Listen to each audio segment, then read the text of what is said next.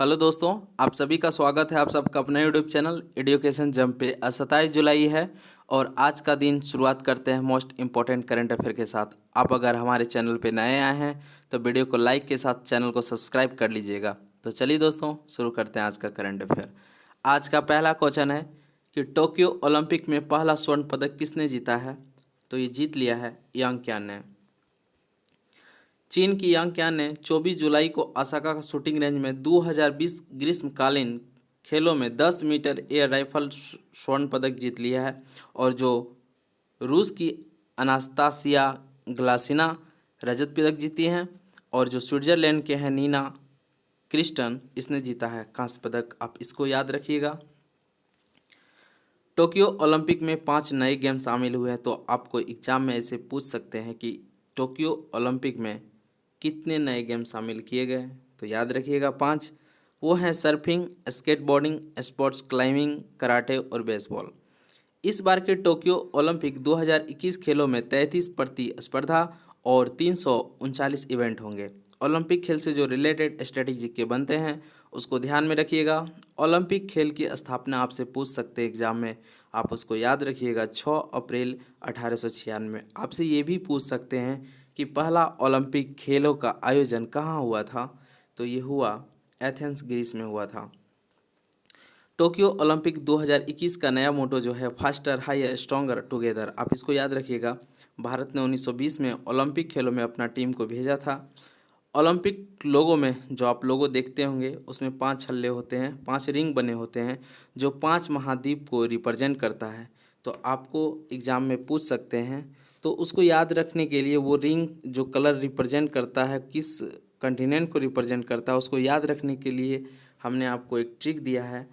काला अफ्रीका, हरा kangaroo, PNU Lallawmawma. इसे कैसे याद रख सकते हैं? जैसे काला अफ्रीका, तो काला जो रिंग है वो अफ्रीका को रिप्रेजेंट करता है और हरा कंगारू मतलब हरा जो है वो ऑस्ट्रेलिया को रिप्रेजेंट करता है। और पी से जो है पीला, और ये ए देख रहे हैं ये एशिया कंटिनेंट को रिप्रेजेंट करता है। 9 से नीला, यू यानी यूरोप कंटिनेंट को रिप्रेजेंट करता है। और लाल जो है ये अमेरिका कंटिनेंट को रिप्रेजेंट करता है। आप इसको ऐसे याद रख सकते हैं इजी तरीके से।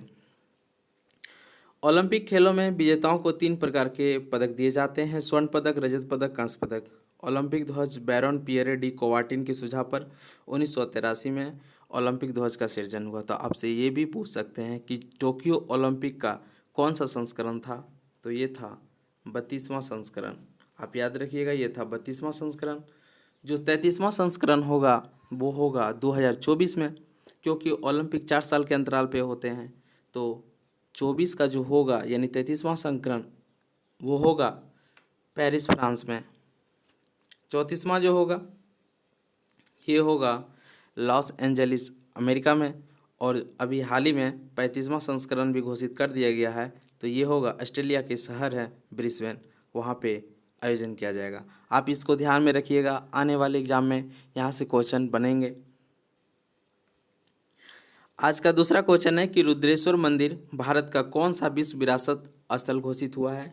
तो ये हो गया है 39। आपको पता होगा अभी तक जो थे विश्व विरासत स्थल इंडिया में 38 था, लेकिन अब इसको शामिल करने से रुद्रेश्वर मंदिर शामिल जब हो गया तो 39वां हो गया है। आप इसको भी ध्यान में रखिएगा। आमतौर पर मंदिरों के नाम उनमें विराजमान देवताओं के नाम पर ही रखे जाते हैं, लेकिन भारत में एक ऐसा भी मंदिर है जिसका नाम किसी भगवान के नाम पर न होकर उस मंदिर को जिसने बनाया है उसके नाम पर रखा गया है। इस मंदिर को अनेकों नाम से जाना जाता है, जैसे काकातीय रुद्रेश्वर मंदिर, रामपा मंदिर। तो आप ध्यान में रखिएगा। और ये जो मंदिर है तेलंगाना के मुलुगु जिले के वेंकटापुर मंडल के पालमपेट गांव में एक घाटी में स्थित है। आप ध्यान में रखिएगा इसको।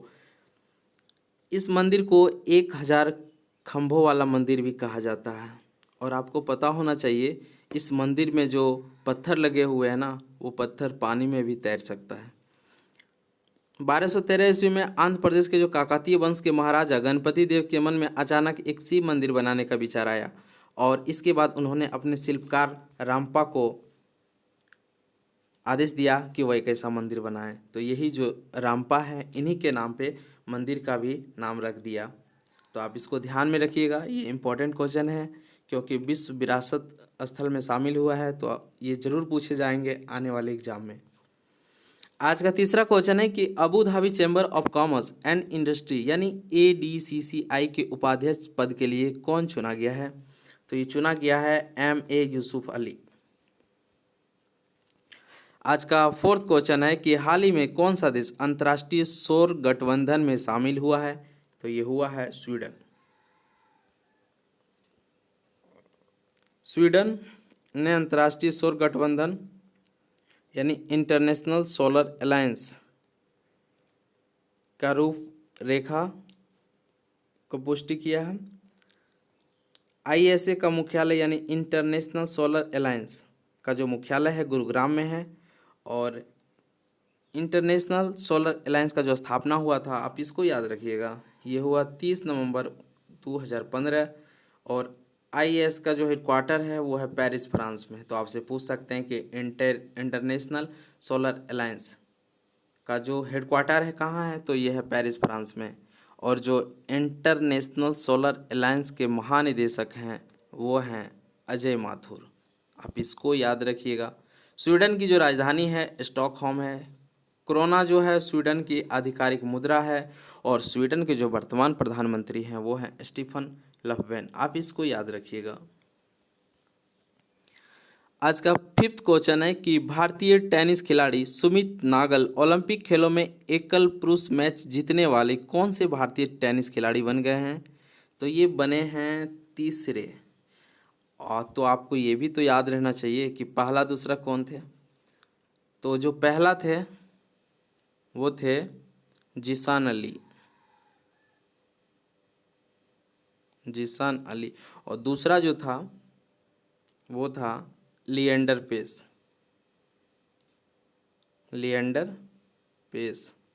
तो आपसे एग्जाम में ऐसे भी पूछ सकते हैं कि लिएंडर पेस किस खेल से संबंधित रखते हैं? तो ये हैं टेनिस के खिलाड़ी। आप इसको ध्यान में रखिएगा। और अभी तीसरा जो बने हैं वो बन गए हैं सुमित नागल, और इसने हराया किसको है? तो इसने हराया है, ये है डेनिस स्टोमेन को। आप इसको ध्यान में रखिएगा। आज का सिक्स्थ क्वेश्चन है कि हाल ही में प्रसिद्ध लोक गायक फ़कीर आलमगीर का निधन हो गया। वह कौन से देश से थे? वो थे बांग्लादेश से। आज का सेवंथ क्वेश्चन है कि कारगिल विजय दिवस कब मनाया जाता है? तो ये मनाया जाता है 26 जुलाई को। कारगिल विजय दिवस हर साल 26 जुलाई को 1999 से कारगिल संघर्ष में पाकिस्तान पर भारत की जीत को चिन्हित करने के लिए मनाया जाता है। इस साल देश के कारगिल युद्ध में जीत के 22 साल पूरा होने का जश्न मना रहा है। तो आपसे ये भी एग्जाम में पूछ सकते हैं कि जो कारगिल युद्ध हुआ उनका कितना साल हो गया? तो ये आप ये याद रखिएगा, 22 साल पूरा हो गया है। कारगिल युद्ध मई जुलाई 1999 के बीच जम्मू कश्मीर के कारगिल जिले में नियंत्रित रेखा पर लड़ा गया था, जिसने भारत को जीत मिली थी। कारगिल युद्ध 60 दिनों से अधिक समय तक लड़ा गया था, जो 26 जुलाई को समाप्त हुआ था। नियंत्रण रेखा पर 3 महीने के युद्ध को समाप्त करने वाले ऑपरेशन विजय के सफल समापन को चिन्हित करने के लिए हर साल 26 जुलाई को कारगिल विजय दिवस के रूप में मनाया जाता है। युद्ध के दौरान लगभग 490 भारतीय सेना जवान जो है शहीद हो गए थे। आप इसको ध्यान में रखिएगा। जुलाई में जो भी महत्वपूर्ण दिवस मनाए गए हैं आप उसको ध्यान में रखिएगा, क्योंकि आने वाले एग्जाम में पूछ सकते हैं। जैसे 1 जुलाई को GST दिवस, राष्ट्रीय चिकित्सक दिवस, डाक कर्मचारी दिवस और नेशनल चार्टर्ड अकाउंटेंट डे मनाते हैं।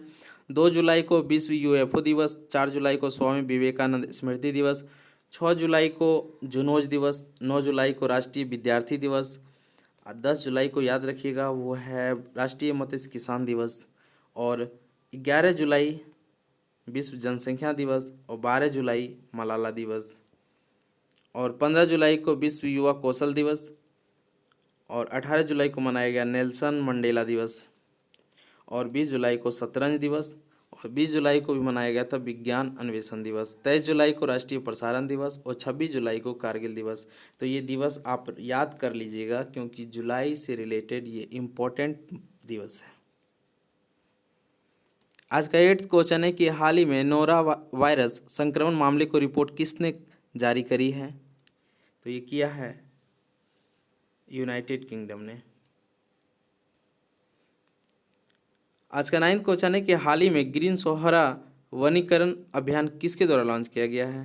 तो ये लॉन्च किया गया है अमित शाह। अमित शाह पता है यह है गृह मंत्री, और साथ में इसको इस बार जो नया मंत्रालय मिला है सहकारिता मंत्रालय, ये अमित शाह ही बने हैं। पुरुषोत्तम रूपाला जो हैं ये हैं डेयरी मंत्री, जो गिरिराज सिंह का जगह लिए हैं। और थावरचंद गहलोत जो हैं ये गवर्नर हैं कर्नाटका का। और पीयूष गोयल जो हैं अभी बने हैं वस्त्र मंत्री। आप इसको ध्यान में रखिएगा।